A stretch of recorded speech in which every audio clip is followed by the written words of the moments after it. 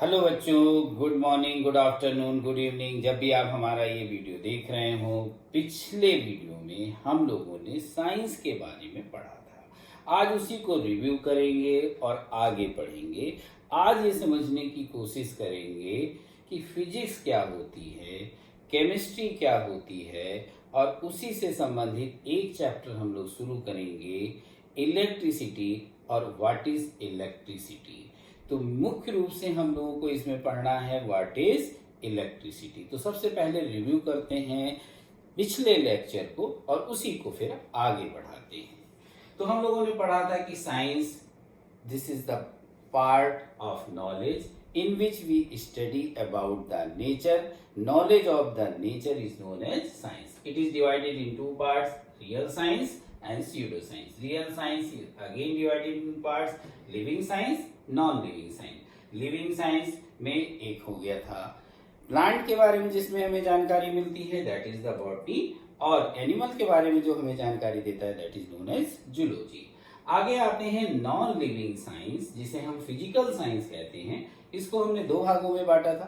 एक भाग थी हमारी फिजिक्स और दूसरी भाग है हमारी केमिस्ट्री। अब यहीं से समझने और समझने की जरूरत है कि फिजिक्स क्या है और केमिस्ट्री क्या है। तो प्यारे बच्चों, बहुत ध्यान से देखेंगे तो हम देखेंगे कि ये एक फिजिकल साइंस है, मतलब ये एक नॉन लिविंग साइंस है। यानी इसमें वो चीजें नहीं आएंगी जो लिविंग होंगी, इसमें वही चीजें आएंगी जो नॉन लिविंग होंगी। लिविंग साइंस के लिए हमारे पास एक अलग ब्रांच है जिसे हम बायोलॉजिकल साइंस कहते हैं। आज हम लोग नॉन लिविंग साइंस पढ़ेंगे, यानी मैं फोकस इस बात पे होगा कि जो चीजें पढ़ेंगे वो नॉन लिविंग होनी चाहिए। तो नॉन लिविंग साइंस में फिजिक्स क्या है और केमिस्ट्री क्या है। तो मोटे तौर पे अगर हम ये समझें कि दुनिया में वो चीजें जो हम देख सकते हैं उन्हें हम केमिस्ट्री में रखते हैं, जो चीजें हम नहीं देख पाते, सिर्फ महसूस करते हैं, उन्हें हम फिजिक्स में रखते हैं। क्या मतलब निकला इसका? मतलब ये निकला कि दुनिया में जितनी चीजें हैं जिन्हें कि वो कैसी होनी चाहिए, नॉन लिविंग होनी चाहिए, लेकिन उनका अपना, यानी उन्हें हम देख पाते हैं। तो देख तो हम बहुत सारी चीजों को देख पाते हैं, इवन जितनी चीजें हम देख रहे हैं सबको हम देख पाते हैं। वो चाहे हमारी गाड़ी हो, कार हो, कोई भी चीज हो, एयर हो, ठीक है, दुनिया की जितनी चीजें हम देख रहे हैं वो सब हम देख पाते हैं। तो जो देख पाते हैं उसको हमने दो भागों में बांट लिया था, ठीक है, किसमें, लिविंग और नॉन लिविंग में। हम हाथी घोड़ा भी देख सकते हैं, ठीक है, यानी एनिमल्स को देख सकते हैं, हम प्लांट्स को देख सकते हैं। क्या हम उसे केमिस्ट्री में लेंगे? नहीं लेंगे। क्यों नहीं लेंगे? क्योंकि हम देख तो पाते हैं लेकिन वो लिविंग है। हम जिनको देख पाते हैं उनको हम लेंगे, लेकिन वो होनी चाहिए नॉन लिविंग में। तो जितनी नॉन लिविंग की चीजें होंगी वो सब किसमें आएंगी? केमिस्ट्री में। जिनको हम देख पाएंगे, और जिनको हम नहीं देख पाएंगे वो सब किसमें आ जाएंगे? फिजिक्स में, जिन्हें हम फील करेंगे।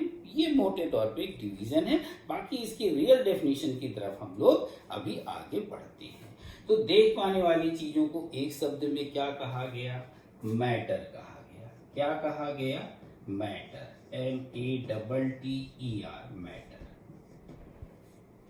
यानी केमिस्ट्री क्या हुई? अगर हम डेफिनेशन की बात करें, व्हाट इज केमिस्ट्री, तो chemistry, it is a branch of science, it is a branch of science in which we study about the matter. It is a branch of science in which we study about the matter. और matter क्या है? Matter anything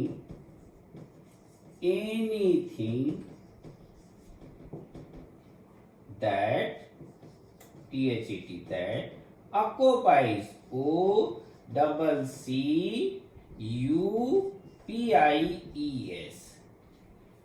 anything that occupies space, SPACE, and has mass, MASS. Anything that occupies space, यानी वो सभी चीजें जो स्थान घेरती हैं, एंड हैज मास, और जिनका अपना मास होता है। तो हम दुनिया में जितनी चीजें उठा के देखें उनमें अपना मास है, वेट है, तो हम कहते हैं ये मैटर है। मैटर है तो ये केमिस्ट्री है। जितनी चीजें स्थान घेरती हैं, हमने कहा एयर, तो हमें लगा यार इसमें तो मास बहुत कम है, लेकिन है, ये तो महसूस करते हैं ना।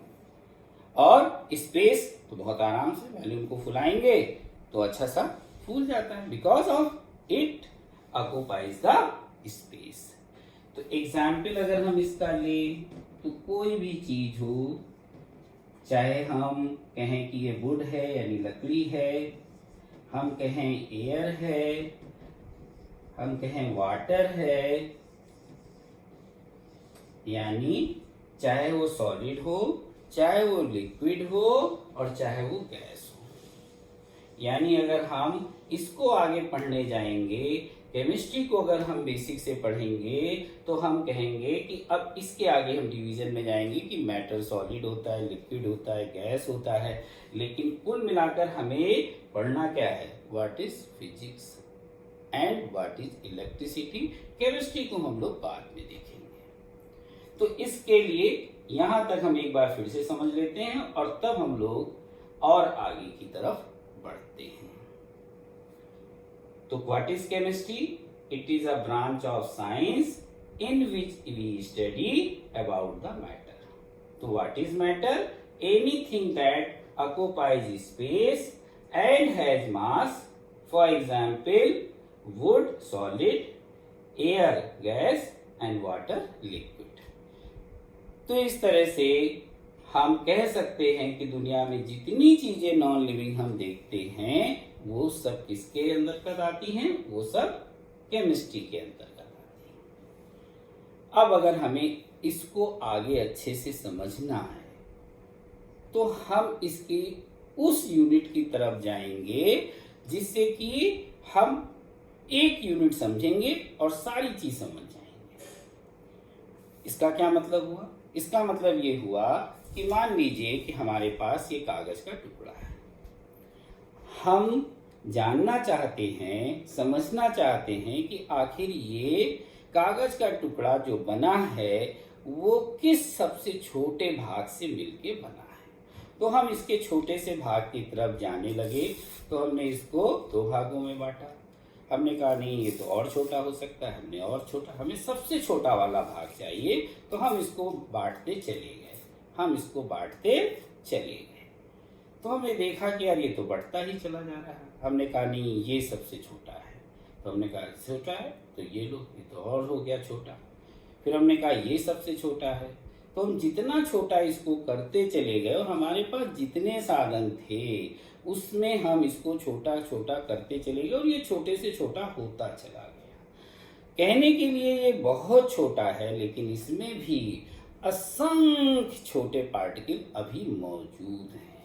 हम उस छोटे से पार्टिकल को किसी भी तरीके से पा नहीं सकते हैं, तो फिर हमने एक कल्पना से परे परिकल्पना की।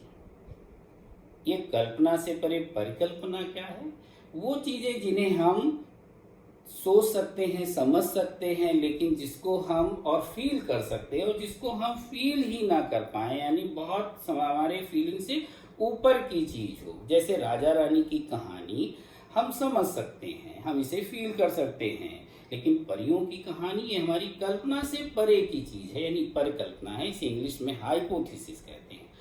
तो ये जो सबसे छोटा सा पार्ट हम जानने की कोशिश कर रहे थे, उसको समझने की कोशिश कर रहे थे, तो वो सबसे छोटे से पार्ट को हम नहीं पा पाए, तो अब हमने उसकी एक परिकल्पना की और परिकल्पना करके उस छोटे से भाग को, जिसको कि हम केवल परिकल्पना कर सकते हैं, उस छोटे से भाग को साइंटिस्ट ने नाम दिया एटम, यानी the smallest particle of the matter that cannot be further divisible is known as atom.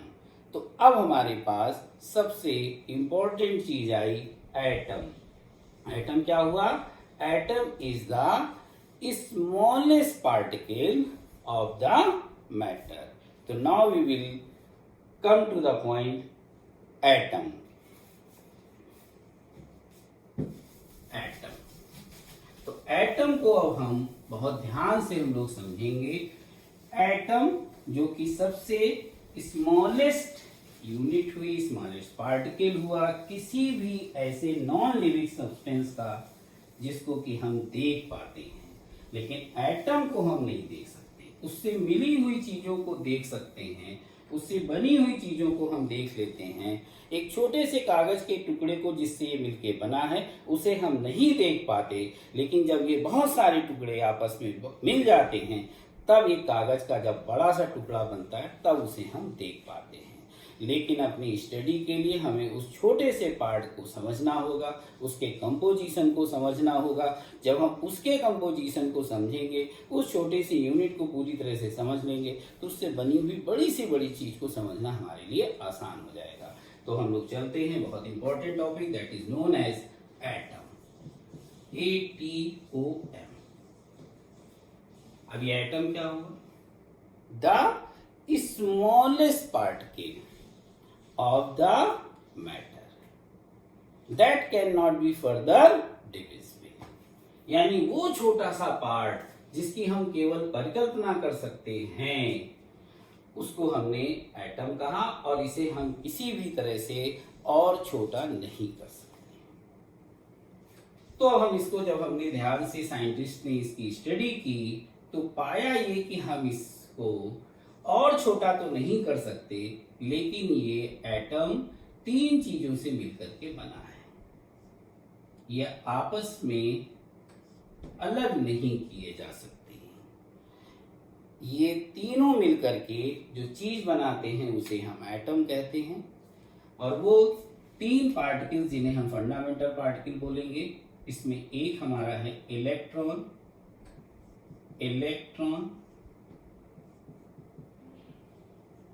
दूसरा फंडामेंटल पार्टिकल है प्रोटॉन, और तीसरा फंडामेंटल पार्टिकल है हमारा neutron.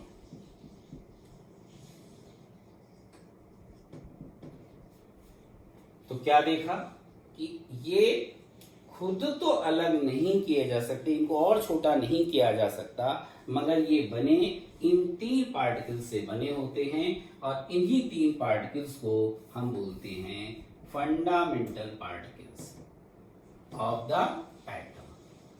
FUNDA, fundamental, MENTAL, fundamental particles, PARTICLS, fundamental particles of atom.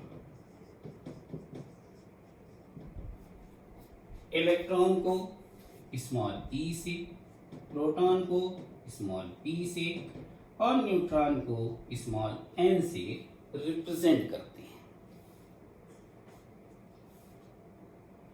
ये माना गया कि ये जो एटम है ये इसमें एक न्यूक्लियस होता है जिसके अंदर न्यूट्रॉन होते हैं, प्रोटॉन होता है, और उसके बाहर एक ऑर्बिट होता है जिसमें इलेक्ट्रॉन चक्कर लगाते हैं.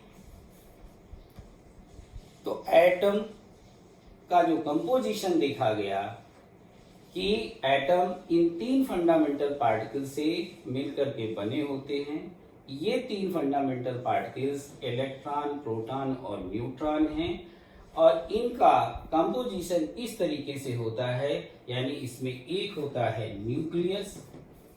ये क्या बना? एटम. एटम के अंदर जिसमें न्यूट्रॉन और प्रोटॉन है उसे क्या बोलेंगे? न्यूक्लियस.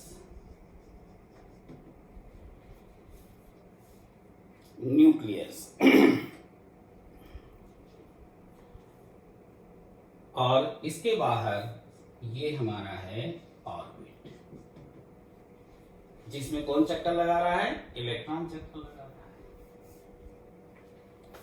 अब इसके ऊपर चार्ज के बारे में देखा गया कि इनका बिहेवियर कैसा है, इनका चार्ज इनके ऊपर कैसा है। तो पाया ये गया कि इसके ऊपर तो कोई चार्ज होता ही नहीं है।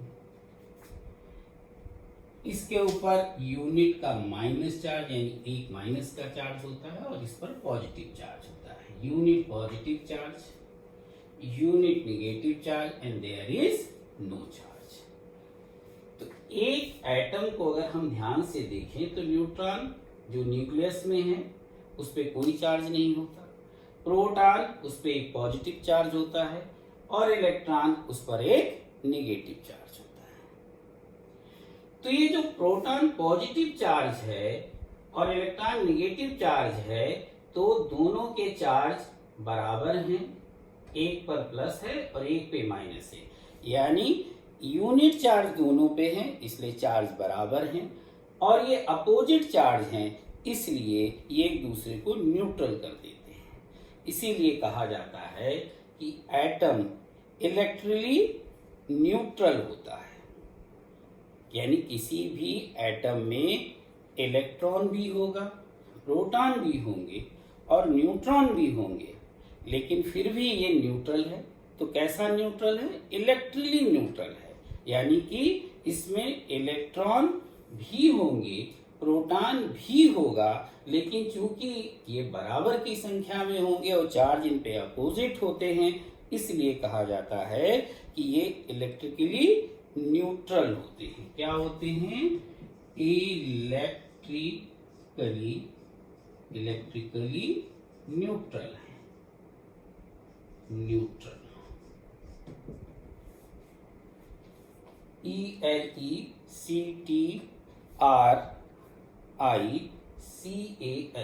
इलेक्ट्रिकली न्यूट्रल है, NUTRAL इलेक्ट्रिकली न्यूट्रल मतलब जितना पॉजिटिव चार्ज उतना नेगेटिव चार्ज और न्यूट्रॉन पे कोई चार्ज नहीं, यानी टोटल अगर हम देखें तो एक एटम न्यूट्रल की तरह बिहेव करता है, बावजूद कि इसके अंदर पॉजिटिव चार्ज भी है प्रोटॉन के रूप में, नेगेटिव चार्ज है इलेक्ट्रॉन के रूप में, बट द बिहेवियर इसका कैसा है?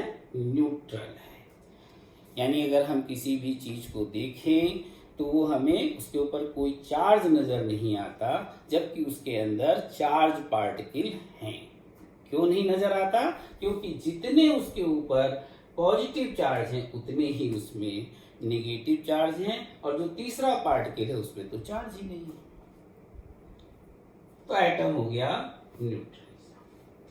अब देखिए, तो एटम की जब हमें जानकारी हो गई, तब हमने देखा कि इसमें न्यूट्रॉन को और प्रोटॉन को इसके न्यूक्लियस से बाहर नहीं निकाला जा सकता, लेकिन इलेक्ट्रॉन को हम इस ऑर्बिट से बाहर भी निकाल सकते हैं और बाहर से इसके अंदर इलेक्ट्रॉन को डाल भी सकते हैं। यानी इलेक्ट्रॉन को ऑर्बिट से बाहर निकाला जा सकता है और इसके अंदर इलेक्ट्रॉन को बाहर से अंदर डाला भी जा सकता है। जब ये बात समझ में आई तब इसके ऊपर चार्ज आ गया। कैसे समझते हैं? अब इस बात को बहुत ध्यान से समझना है कि एक एटम के ऊपर किस तरीके से चार्ज आता है। तो हमने मान लिया कि एक कार्बन एक एलिमेंट है जिसका एटॉमिक नंबर 6 है, और अगर हम इस कार्बन के एटम को लें तो इस कार्बन के एटम में एक न्यूक्लियस होगा, न्यूक्लियस में न्यूट्रॉन होंगे और प्रोटॉन होगा। न्यूट्रॉन के ऊपर कोई चार्ज नहीं होता, प्रोटॉन पे पॉजिटिव का चार्ज होता है और इसके बाहर इलेक्ट्रॉन चक्कर लगा रहे हैं। तो अब यहां पर यह देखा गया कि जितने नंबर ऑफ इनका जो 6 है, इसे हम बोलते हैं ये इसका एटॉमिक नंबर है और इसको Z से रिप्रेजेंट करते हैं। एटॉमिक नंबर है और रिप्रेजेंटेड बाय कैपिटल Z। देखा गया कि जो Z होता है यानी जितना एटॉमिक नंबर होता है उतने ही नंबर ऑफ प्रोटॉन होते हैं और किसी भी एटम में उतने ही नंबर ऑफ इलेक्ट्रॉन होते हैं, यानी number of proton is equal to number of electron होते हैं। अब यहाँ पर प्रोटॉन अगर ये 6 है तो ये भी 6 होगा और ये भी 6 होगा, तो ये हो गए 6, यानी पॉजिटिव के 6 चार्ज होंगे। नंबर ऑफ इलेक्ट्रॉन भी उतने होंगे, तो इनको एक अरेंजमेंट के तहत रखा गया, तो 2 इलेक्ट्रॉन इसमें ऑर्बिट में और 4 इलेक्ट्रॉन इस ऑर्बिट में। इसमें 2 इलेक्ट्रॉन होंगे और इसमें 4 इलेक्ट्रॉन होंगे। तो ये बन गया हमारा एटम। इस समय ये एटम क्या है? न्यूट्रल है, न्यूट्रल है।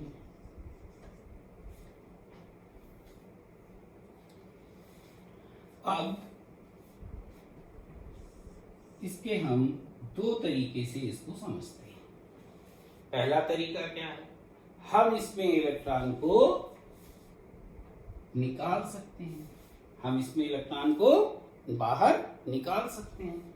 तो पहले तरीके को हम समझ लेते हैं कि अगर हमने इलेक्ट्रॉन को बाहर निकाला तो क्या होगा। तो भाई एटम है तो इसमें एक न्यूट्रॉन प्रोटॉन, इसमें तो कुछ बदलना नहीं है, ये टाइटली बाउंड होते हैं। किसी भी न्यूक्लियस से ना तो प्रोटॉन को निकाला जा सकता है आसानी से, ना ही न्यूट्रॉन को निकाला जा सकता है आसानी से। ये तो भूल जाओ कि न्यूक्लियस से हमें कुछ बाहर से अंदर या अंदर से बाहर करने को मिलेगा।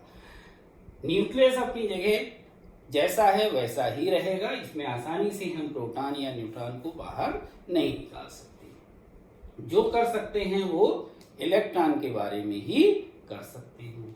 तो अब ध्यान से देखो, ये जैसे इसमें है वैसे इसमें भी न्यूक्लियस तो वैसा ही रहेगा, यानी न्यूट्रॉन और प्रोटॉन। प्रोटॉन इसमें 6 हैं तो ये प्लस के 6 हो गए, इसमें भी प्रोटॉन प्लस के 6 होंगे, क्योंकि दोनों कार्बन के एटम हैं। किसका एटम है ये? कार्बन का है। तो कार्बन के एटम में हम चाहे इलेक्ट्रॉन को निकालें या डालें, मान लेते हैं हम यहां से इलेक्ट्रॉन को निकालते हैं और यहां पर इलेक्ट्रॉन को डालते हैं, यहां निकालते हैं और यहां पे डालते हैं। ये 2 कंडीशन हमने बना ली। इस कंडीशन में क्या होगा? इसमें तो 2 अंदर इलेक्ट्रॉन हैं, बाहर वाले से हमने यहां से 1 इलेक्ट्रॉन बाहर कर दिया। तो यहां 4 थे तो अब यहां कितने इलेक्ट्रॉन हो जाएंगे? 3 इलेक्ट्रॉन हो जाएंगे। और जब 3 इलेक्ट्रॉन हो जाएंगे और यहां पे टोटल कितने हैं? 4 और 2 6। यहां कितने हुए? 3 और 2 5। अंदर कितने हैं इसके पास? 6। तो इसके पास इलेक्ट्रॉन कितने हुए? 5 इलेक्ट्रॉन हो गए। प्रोटॉन कितने हैं इसके पास? प्रोटॉन इसके पास हैं 6। तो अगर रिजल्टेंट निकालेंगे तो क्या निकल के आएगा? 1 प्रोटॉन, यानी कि इस पर चार्ज कैसा आ जाएगा? पॉजिटिव का। इसी तरीके से अगर हमने यहां पे 1 इलेक्ट्रॉन निकाल लिया, अब अगर मान लीजिए हम इसमें 1 इलेक्ट्रॉन डाल देते हैं, तो अब यहां पर 4 और 2 6 हैं, तो कितने हो जाएंगे? 7 हो जाएंगे। यानी पहले वाले में 2, दूसरे वाले में 4 की जगह अब कितने इलेक्ट्रॉन हो जाएंगे? 5 इलेक्ट्रॉन हो जाएंगे। तो टोटल कितने इलेक्ट्रॉन हो गए? 7 इलेक्ट्रॉन। और प्रोटॉन कितने हैं? 6 प्रोटॉन। तो रिजल्टेंट क्या हो गया? माइनस का 1 इलेक्ट्रॉन आ गया, यानी इसके ऊपर चार्ज कैसा आ गया? माइनस का आ गया। तो यहां तक समझ में आया? फिर से समझते हैं कि हमने कार्बन का एटम लिया। कार्बन का एटम इलेक्ट्रिकली न्यूट्रल था, क्योंकि जितने इसके पास प्रोटॉन थे उतने ही इसके पास इलेक्ट्रॉन थे, और इसमें न्यूट्रॉन पे कोई चार्ज था ही नहीं।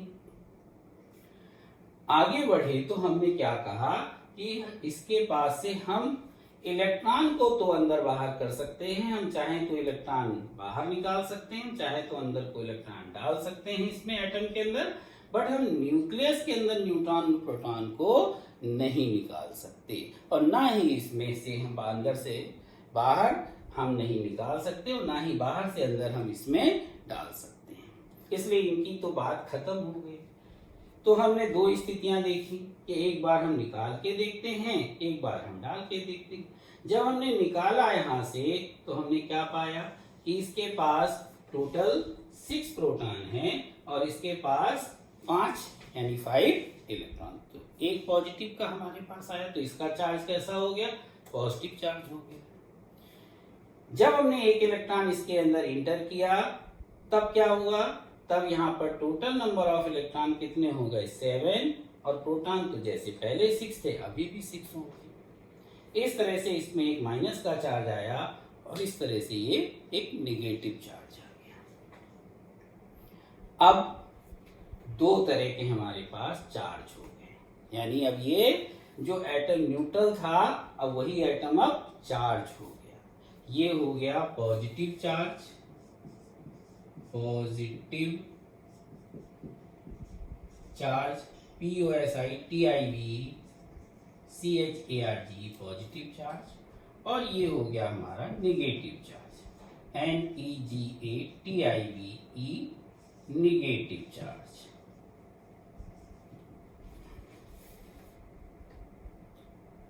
इसका मतलब अब हमारे पास पॉइंट आया चार्ज का, यहां से पॉइंट क्या मिला? चार्ज। जब चार्ज शब्द हमारे पास आ गया तब थोड़ा सा अब ध्यान से समझना और जरूरी हो गया, क्योंकि एक नया टर्म आपको मिल गया चार्ज, और यहीं से हमारी अब फिजिक्स की बात शुरू हो जाएगी। तो पार्ट क्या आया हमारा? चार्ज।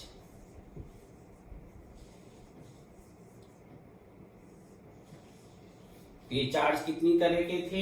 ये 2 तरह के चार्ज थे। एक कौन सा चार्ज था? पॉजिटिव चार्ज था। एक कौन सा चार्ज था? नेगेटिव चार्ज था। POSITIV पॉजिटिव चार्ज और नेगेटिव चार्ज। पॉजिटिव मतलब प्लस का चार्ज, नेगेटिव मतलब माइनस का चार्ज। इस चार्ज के लिए कौन रिस्पॉन्सिबल था? किसकी वजह से ये चार्ज डेवलप हुए थे? तो चार्ज डेवलप हुआ था due to electron, due to transfer of electron, transfer of electrons, due to transfer of electrons. तो इस तरीके से इलेक्ट्रॉन के ट्रांसफर होने से चार्ज डेवलप हुआ। तो एक बना हमारा पॉजिटिव चार्ज और दूसरा बना हमारा नेगेटिव चार्ज। यानी चार्ज कितने तरह के हो गए? 2 तरह के हो गए। और यही चार्ज की जो स्टडी है यही कहलाती है इलेक्ट्रिसिटी। फिजिक्स क्या है? वो एक फोर्स, यानी जब हमारे पास पॉजिटिव और नेगेटिव चार्ज हुआ तो जैसे मान लीजिए कि हमारे पास एक स्केल होती है, उस स्केल को हम देखें तो वो स्केल न्यूट्रल है। किससे मिलके बनी है? बहुत छोटे छोटे पार्टिकल से मिलके बनी है। उस सबसे छोटे पार्टिकल को जिसको हम और अधिक डिवाइड नहीं कर सकते, क्या बोला हमने? एटम बोला। उस एटम में क्या था? न्यूक्लियस था। न्यूक्लियस में क्या था? न्यूट्रॉन प्रोटॉन था। उसके बाहर जिसमें वो इलेक्ट्रॉन चक्कर लगा रहे थे उसे हमने ऑर्बिट कहा। तो एटम किन 3 पार्टिकल से मिलकर बना होता है? इलेक्ट्रॉन, प्रोटॉन और न्यूट्रॉन से मिलकर बना होता है। इलेक्ट्रॉन को ही हम अंदर या बाहर कर सकते हैं। तो जो हमारी स्केल है वो न्यूट्रल है, एटम से मिलके बनी है और सारे एटम न्यूट्रल हैं। यही कारण है कि जब हम स्केल को लें और कागज के छोटे से टुकड़े के पास लेके जाएं तो उसमें किसी भी तरह का कोई अट्रैक्शन नहीं होता है। ये प्रैक्टिकल आप अपने आप से कर सकते हैं। अगर हम उसी स्केल को अपने ड्राई हेयर में कस के रब करें और फिर उस कागज के टुकड़े के पास उस स्केल को लेके जाएंगे तो प्यारे बच्चों उसमें अब एक अट्रैक्शन फील होगा। अब वो उस कागज के टुकड़े को अपनी तरफ खींच लेगा। कहां से आया? क्योंकि अब स्केल चार्ज हो गई। चार्ज हो गई मतलब उसमें से इलेक्ट्रॉन ट्रांसफर हो गए। वो कागज के टुकड़े तो अभी भी न्यूट्रल हैं क्योंकि उसमें तो कोई रबिंग हुई नहीं। बट जो स्केल हमने अपने ड्राई हेयर में रब किया और ड्राई हेयर में रब करने से आउटर मोस्ट में जो इलेक्ट्रॉन थे वो ट्रांसफर हुए, या तो हेयर से उस स्केल में गए होंगे या उस स्केल के इलेक्ट्रॉन हेयर में आए होंगे। लेकिन या तो इलेक्ट्रॉन आए या जाएं, इन बोथ द कंडीशन वो क्या हुए? चार्ज हुए। तो जब चार्ज हुए और उनमें क्या लगा? फोर्स लगा। और इसी फोर्स को यानी natural force is known as physics. Natural force is known as physics. Natural force is known as physics.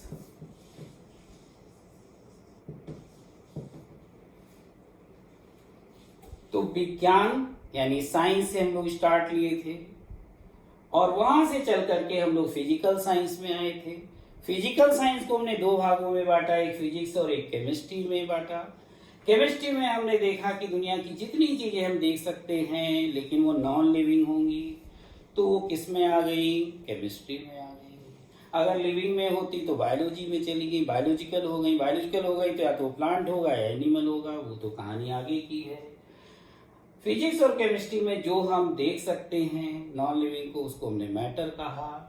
जिन्हें हम नहीं देख सकते, फील कर सकते हैं, यानी नेचुरल फोर्सेस जो होंगी, that is known as part of physics. जैसे लाइट,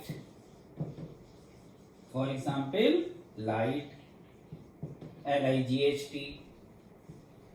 साउंड, हम बोल रहे हैं, आप सुन रहे हो, it is also a part of physics.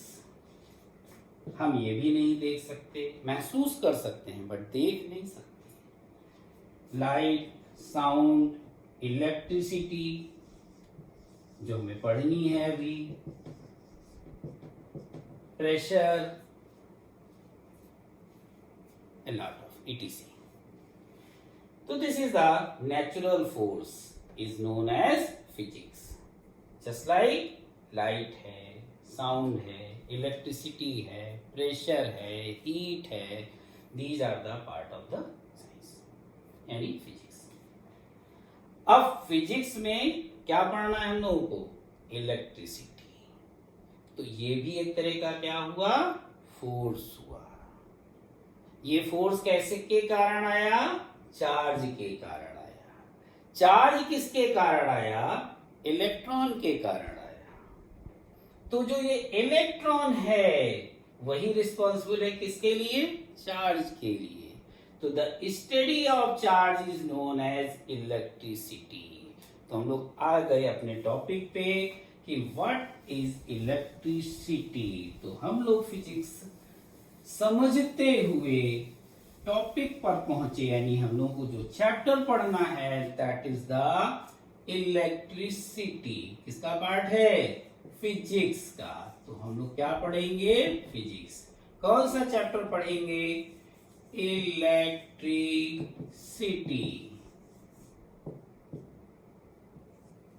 तो इलेक्ट्रिसिटी क्या होगी? यानी क्वेश्चन फिर वही सबसे पहला, what is electricity?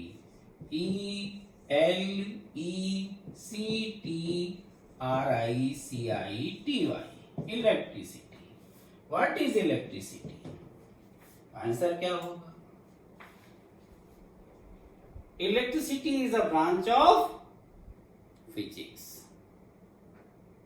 and physics is a branch of science. So electricity, it is a branch of physics in which we study about the charge. We study about the charge.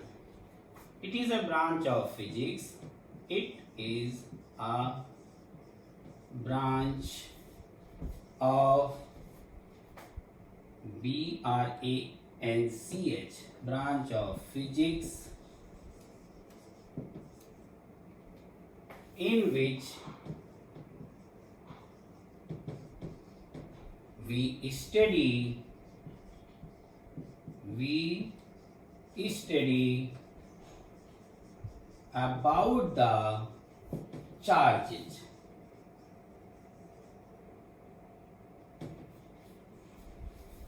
About the charges.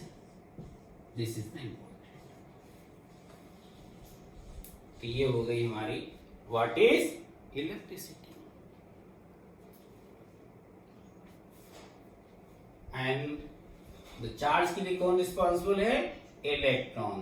That is it is also the study of electrons. It is also known as study of electron. It is also known as study of electrons. Study of electrons. यानी it is a branch of physics in which we study about the electrons. Basic definition होगी, it is a branch of physics in which we study about the charges. Charges के लिए कौन responsible है? Electrons. That's why study of electron also known as electricity.